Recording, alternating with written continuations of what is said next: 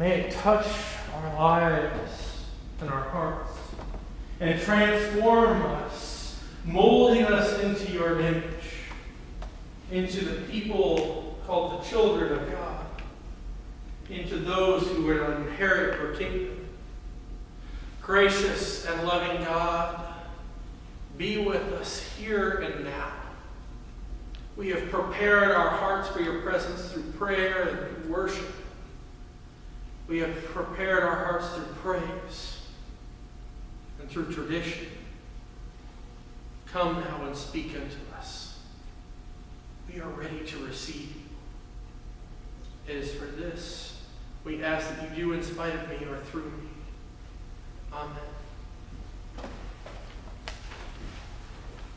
We now enter what is our fourth week as we look at Jesus' Sermon on the Mount. The last 3 weeks have been a little bit difficult. They were sayings that could be confusing, or not what you would expect. We started with the poor in spirit. We talked about the mourners. Last week we looked at the humble or the meek or the gentle. We talked about how all of these things were blessings. That there was a promise God made to them. And even though they seem like things that you wouldn't expect to be blessings, poor in spirit, warning, gentleness, still Jesus is teaching something. And this week we finally get one that makes sense, right? One that we can all agree with. Blessed are those who hunger and thirst for righteousness. I mean, that just makes sense with who God is. It's who he has always been.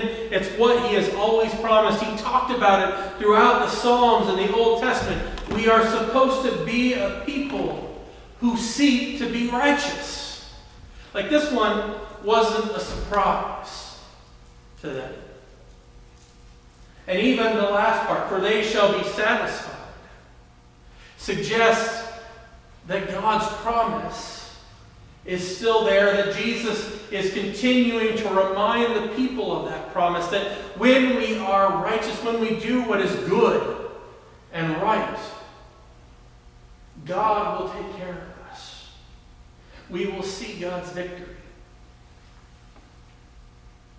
Now, the part that may be harder for us is when we look around and we see the unrighteous. You see, when we look around the world, it almost appears as if unrighteousness is what leads us to prosperity, right? I mean, think about all of our biggest celebrities, our politicians. Think about all of the people that are famous. We see people that are very clearly flawed in many ways. We see people who are prideful, right? Or who are vain. We see a people who are greedy when we look at the richest persons in the world.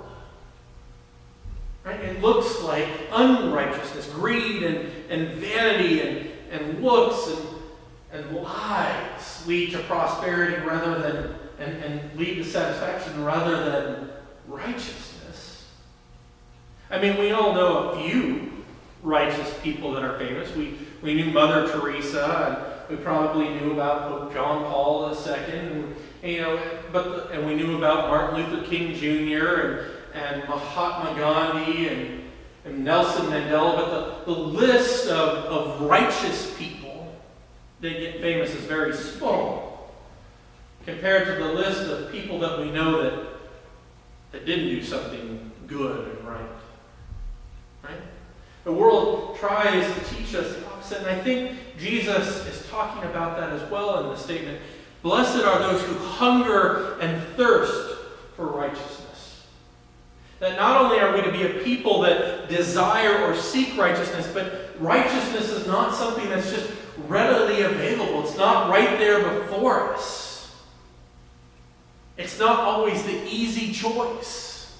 Sometimes seeking after righteousness involves going without, sacrificing.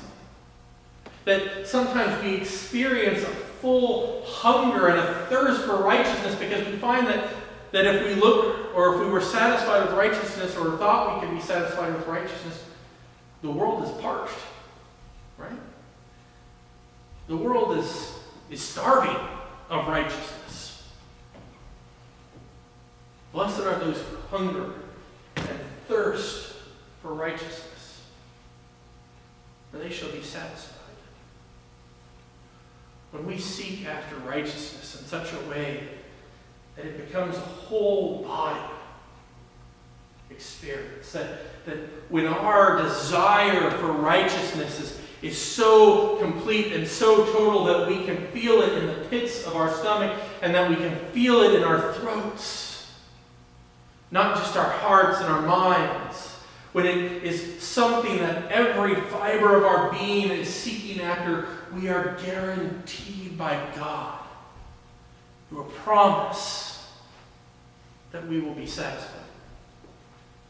Because when we get to that place in our lives, when every fiber in our being seeks for goodness and for righteousness, and we become the children of God, we become those who inherit God's kingdom, and we will be the ones that are on His side when He stands triumphant and victorious at the end of this world and the beginning of the new. At the second coming of Christ. Blessed are those who hunger and seek, or hunger and thirst for righteousness, for they shall be satisfied. This is God's promise. This is God's call. And see, what we don't necessarily pick up on is that there's a connection between all of these sayings, right? That the last 3 weeks we talked about the mourners and the poor in spirit, and we talked about the gentle, and it's really easy to sit there and think of those as all a bunch of different people, right? We have our poor in spirit over here, we have our people that are mourning over here, we have our gentle over here. But what we fail to connect is that every single one of these phrases is a part of the children of God. That the sum or the totality of these phrases is what actually shows as the full characteristics of the children of God, of those who inherit God's kingdoms, those who will inherit the earth, those who will be comforted. Because you see, as children of God, we will mourn. We will mourn because we have loved, and we will lose people along the way. They will be called home. But we love them. And so we will experience that pain and that loss. We will be called poor in spirit at times because there will be times where we experience true poverty through our sacrifices, and times where we will let go of our stubbornness and submit to God's will. We will be gentle or humble, because that is who Christ is, and we will find that quiet strength to resist the things of this world without fighting back or causing harm. And we will hunger and thirst for righteousness. Because first, we want to see goodness and righteousness in the world. But second, we acknowledge that the world is in need, is short on righteousness and goodness. And so sometimes we're going to feel that pain of not having it there all around us. The world is going to be hard to live in when we're trying to live like Christ. Because the world doesn't want to be like Christ. The world wants to do its own thing. The world wants to be all about itself. Christ calls us to be all about everyone else. To deny ourselves, to take up our crosses and to follow Him. But the promise is the same for the children of God, that when we become this people that completes this image, this picture, when we become those who inherit the kingdom, who seek to be made in the image of Christ, and we will find ourselves on His victorious side. We will find ourselves in that place where there is no pain and no sorrow, where there is no death and no suffering. Instead, it is a place of joy. We will finally be satisfied because we will be in the place, God's kingdom, where only goodness exists and reigns, and that thirsting will be fulfilled and quenched, and that hunger will finally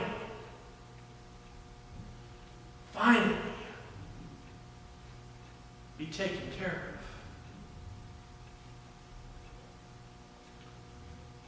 And we can trust in this promise, right? Because everything comes back to Easter. I mean, God is making us this promise that He will be victorious. And even though the world and evil and unrighteousness looks like they're winning, God's promise outweighs that. And we know that God's promise is a good and true promise, because how many other people besides God do we know have predicted how they'll die, then died, predicted that they will resurrect, and then resurrected? Anyone know anyone? Anyone know anyone who's resurrected themselves after predicting their own resurrection? Only God. And if God can do that, I think this one's an easy one, right? This is a much smaller promise than the promise that He will die crucified and that He will resurrect from the dead 3 days later and then actually do it. It's all about Easter. And I think we need to be reminded of this promise sometimes. Because I think the world is difficult to live in. And I think seeing all of that unrighteousness winning all the time, sometimes we need this little reminder from Jesus and from God that you know what? I'm going to win in the end. I got this. It's all in my hands. And I want you to know that. I want you to know that I, as Jesus, I, as God, am going to win. So this phrase, this blessed are those who hunger and thirst after righteousness is slipped here in the middle of the Beatitudes because we need to be reminded of who's ultimately going to win and what side we need to be on. And so it is my prayer and my hope that you and that I are all those who fully experience and seek after hunger and righteousness. That seek for righteousness as a full body experience, that we embody a desire for righteousness. Because when we get to that place, and when we have that kind of desire, we can't help but be transformed by God's love and image. And we can't not become a child of God. May we be that people. May we seek for God's way and God's goodness. Every fiber of our being, deep down in our core, to the very extremities of our body, so that we may be the children of God, the inheritors of the kingdom, those made in Christ's image, the people of the resurrection.